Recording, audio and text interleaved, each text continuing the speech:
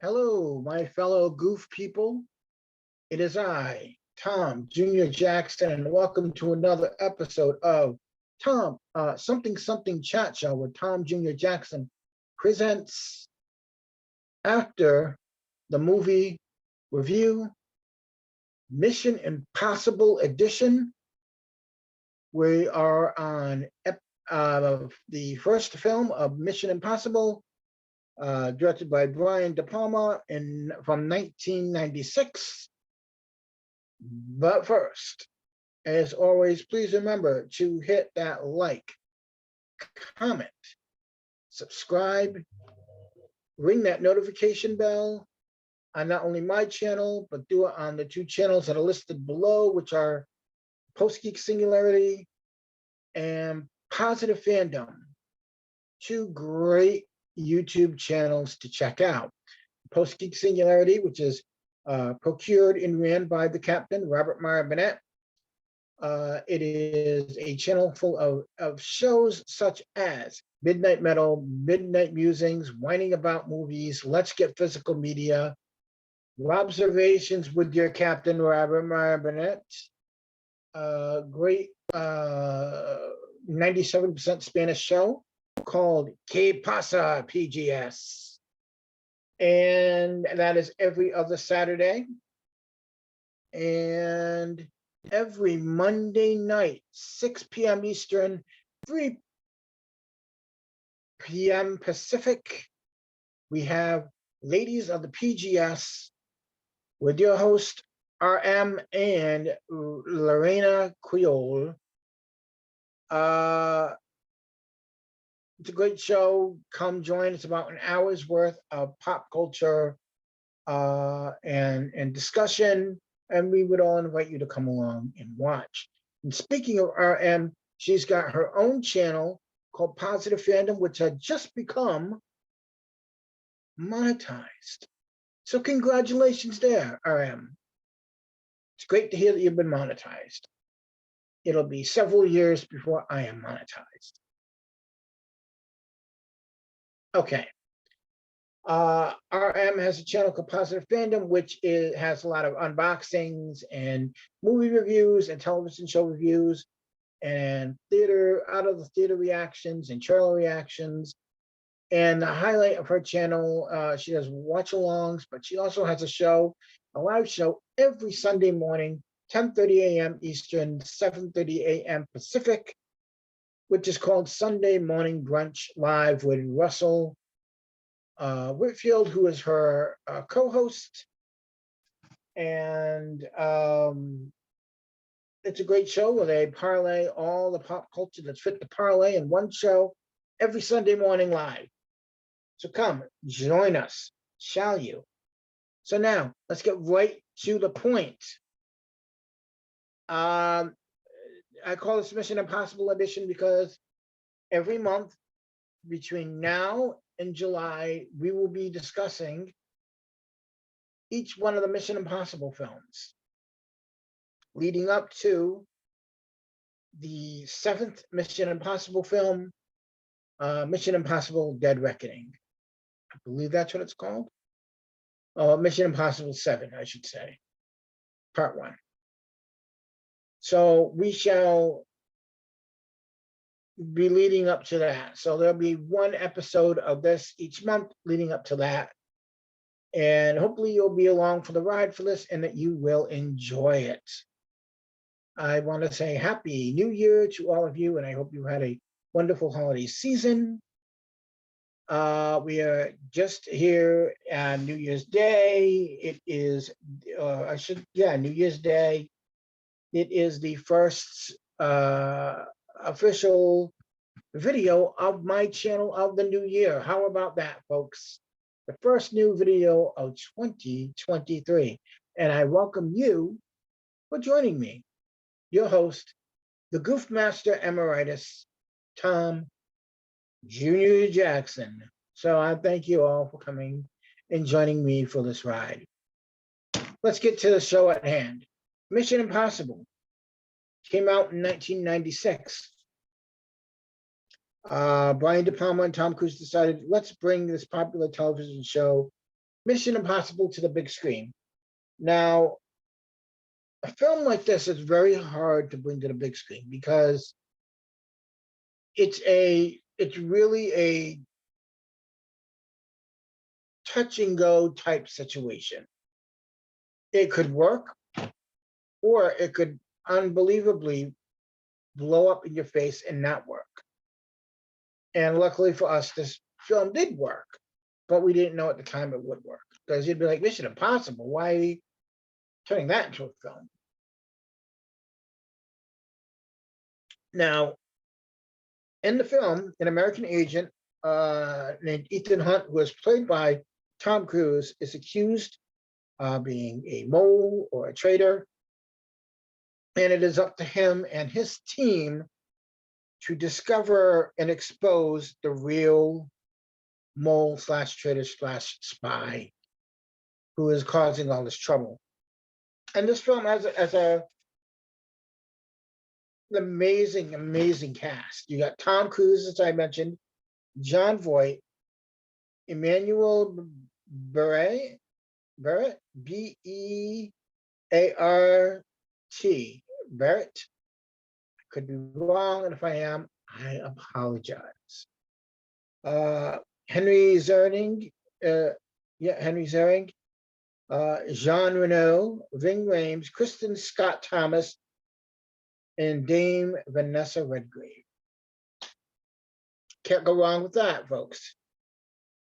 The script was written by David Cope and Stephen Zalian. And what I love about this film is that in about 3 years' time, we are going to be at the 30th anniversary of this film. And close to 30 years, almost 30 years later that this film has been made, it still feels fresh. The intensity is still there. And I think the beauty of that is that Tom Cruise is someone who puts a lot of effort, a lot of work, a lot of thought, a lot of working with every department to make sure everything goes right so that the film ends up looking the way it should be and as exciting as it should be.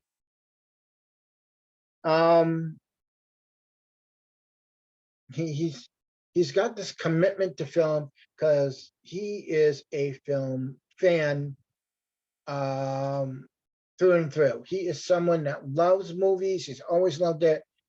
He's known from the age of 4. This is what he wanted to do. So you've got someone that knows what they're doing.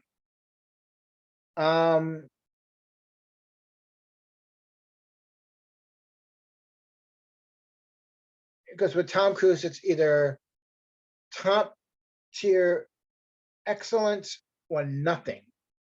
He wants this to go perfect, and he makes sure that everything down to the letter T is done right. And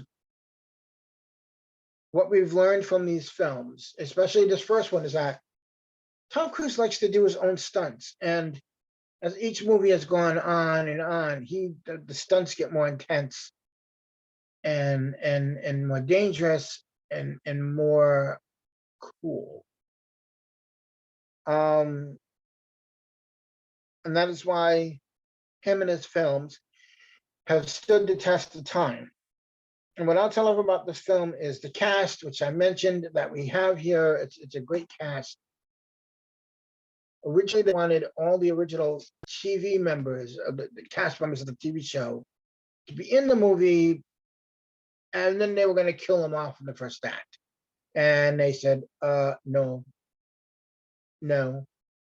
So the only character from the original series that made it through is Jim Phelps, played by Jon Voight. And like I said, it is an amazing cast, and I think each actor brings a specific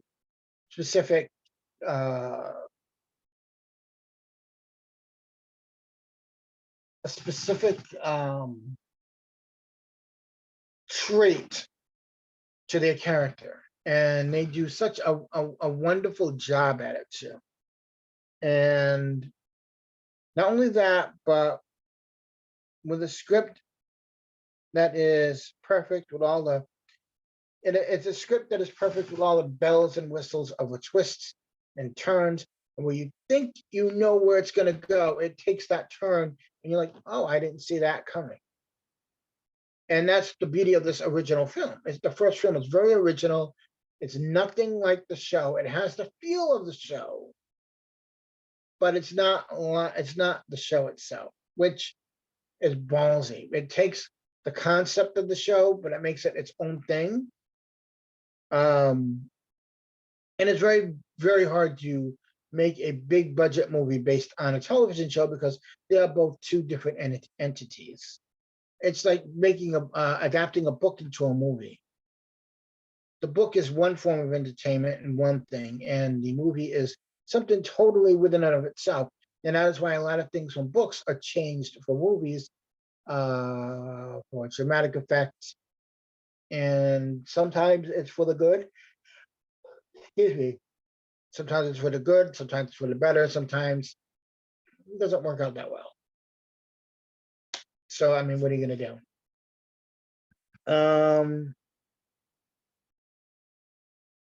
It really is one of those rare moments when something works well. And in this film, all gels well, it works well. The action scenes in this film still kick butt.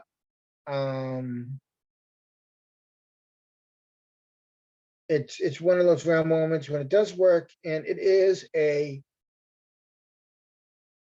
masterpiece of a thriller, heist film, spy thriller, and they still hold up very, very well.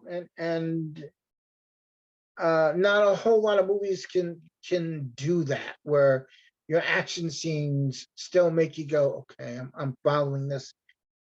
I like this. It's like the scene where Cruz is coming down from the ceiling. Originally, he kept on going like this, then realized weigh himself out. He put coins in his shoes, and excuse me. From there, it helped him out. But that scene is one of the scenes that I love because it gets very quiet. There's no music, and you just watch everything that's happening, and you get lost in the scene because it's so quiet, and you're just in with the moment. And the first time you hear a noise, it's like, oh, okay, this is happening. And it's amazing. I like that you could get into that, and there's a quiet scene, and it takes you out of the moment for a minute. They're going, okay, this is going down. This is what's happening. So I like that. But excuse me, I like that it has the feel of the original show, and the original show is streaming on Paramount Plus. And if you have not seen the original show, watch it. It is very, very good. It's a great, great show. Rewatching this film now, I forgot how well this film flows. There is not a dull moment, no lulls.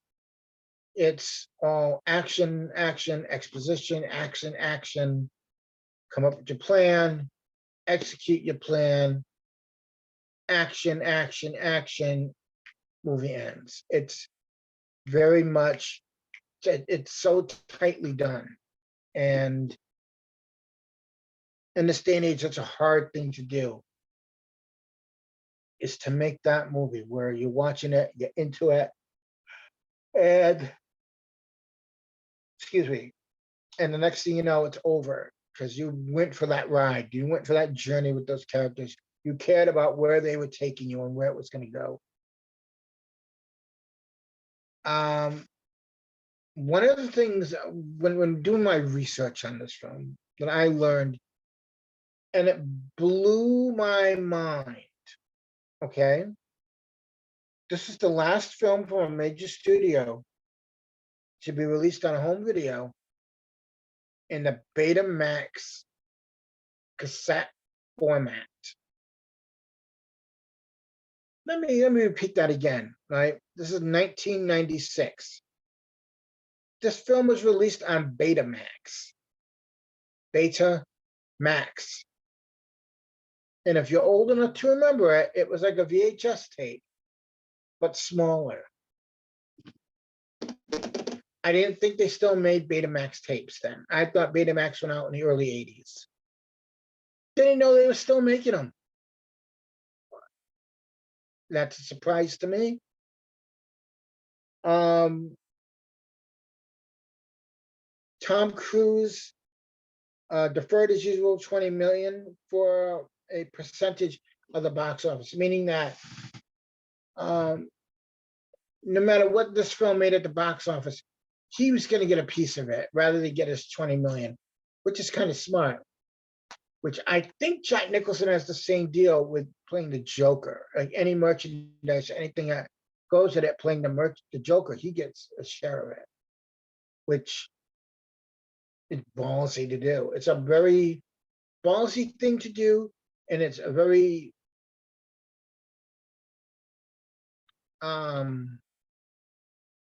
it's like it's a gamble to do that. That's what I was looking for.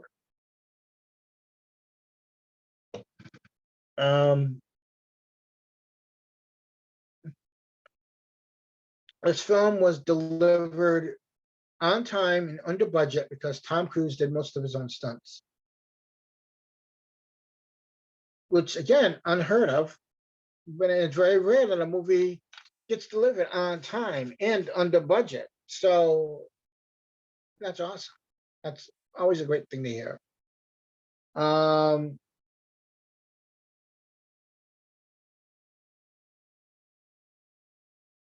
Emilio Estevez is in this movie. He does a cameo in it. And I think that was done as a favor to Tom Cruise, who did a favor for Emilio Estevez, because Tom Cruise appears in an uncredited cameo in Young Guns, which I didn't know. Again, I learned things from doing my research on movies and stuff like that.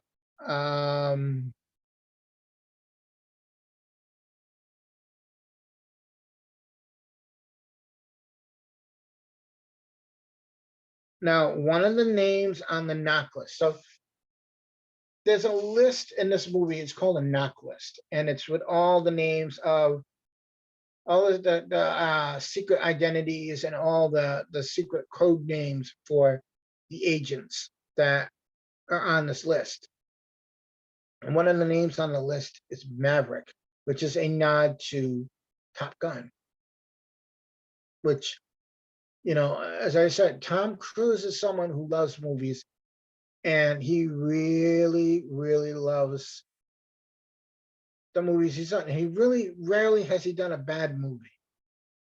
You know, I don't think I've ever heard that he's done a movie that hasn't done well at the box office.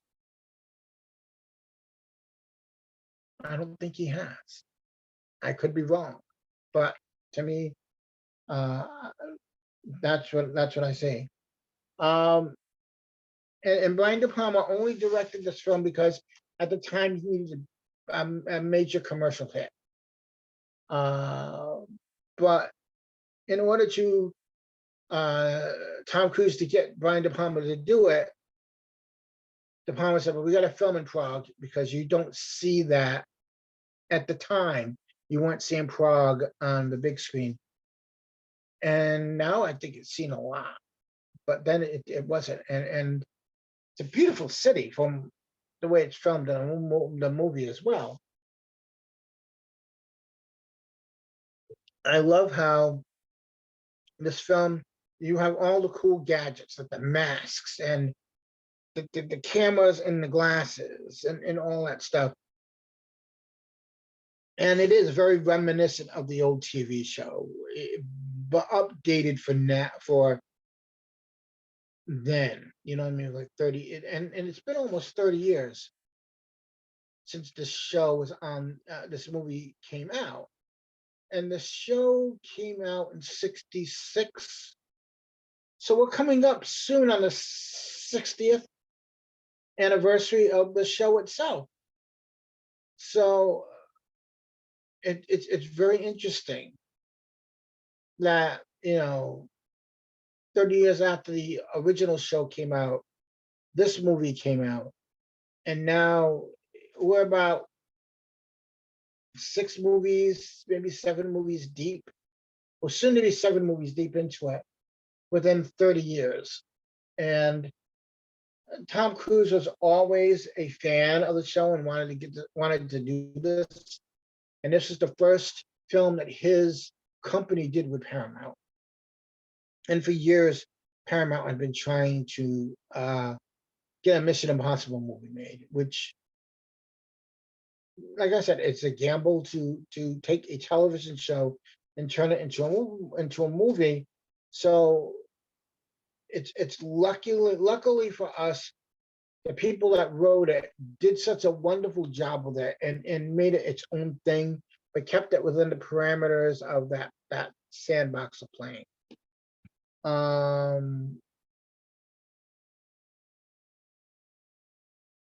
Let's see here.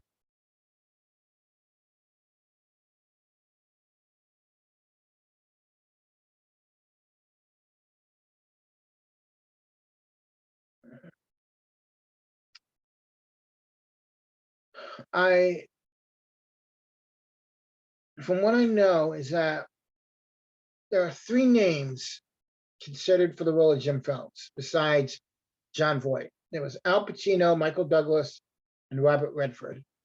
And that would have been interesting to see Robert Redford. I could see Robert Redford as Jim Phelps. But then again, Al Pacino, Michael Douglas, yeah, but Jon Voight is someone you don't expect, I think. You know? And he does a fine job. Look, I may not agree with Jon Voight's political views, and that's the beauty of an opinion. You can either agree or disagree. Doesn't make anybody wrong. I mean, it doesn't make anybody suck less or an evil person. But I mean, well, it depends if those are outrageous opinions that are offensive. But you can always disagree, and you can have that back to back and forth. And like I say, this is just my opinion, my review. You don't have to agree with it. You can agree with it, not agree with it. You can like it, not like it. It's fine with me. It's not the end of the world. You know what I'm saying? So there's that.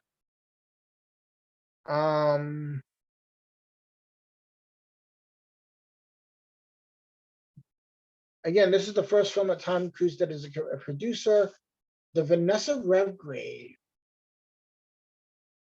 part was originally written for a man, and I think the person that was going to do it dropped out because then they got her and they switched it, and that's why the character is named Max. And there's that line, Max can be both a boy name and a girl name, so it works either way.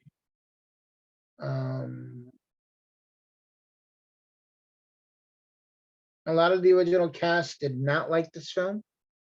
They found it offensive because they thought it destroyed the reputation of the show.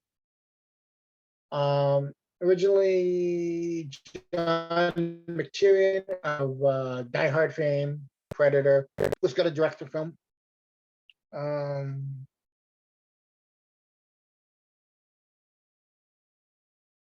Let's see here.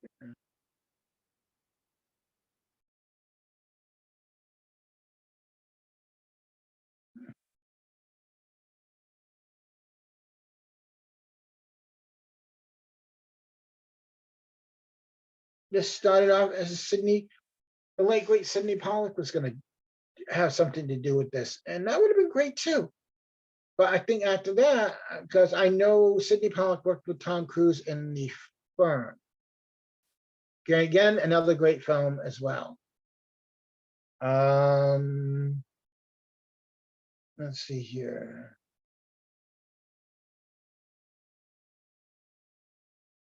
Also, Juliette Binoche and Genevieve Bujold. And if I'm getting these names wrong and butchering them, I apologize. They were up for, they were considered for a role in the film. Jean-Claude Van Damme was considered for the Ethan Hunt role, but he turned it down.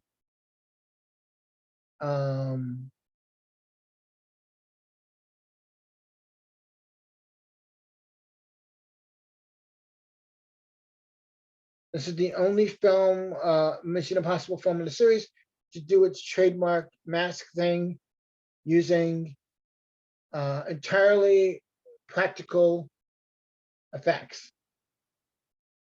So, you know, that's cool. Ultimately, I love this original film, and it still holds up. It's still intense. It's still fun to watch. So if you've seen it, revisit it. And if you haven't seen it, take the chance and watch this. Watch the whole series, the TV series and the film series. Get yourself in line and in the headspace for Mission Impossible 7. You know what I mean? I mean, revisit these films. And they are fun. I want to thank you all for watching. And as always, please hit the like, comment, subscribe, let the channels know in the description box that you've heard about their channels from this guy here. And let me know what you think of Mission Impossible. Do you like the film? What do you like about it? Do you not like it? What don't you like about it? Let me know. And as always, please remember, we are all goof people. Thank you for watching and have a pleasant tomorrow. We will see you next month in February for Mission Impossible 2, MI2, when we discuss that as well. So I will see you then. And until then, as always, please stay safe. Have a great new year. And let's have a great time with movies. What a wonderful time to be a film lover. Thanks for watching. Have a great day. Bye.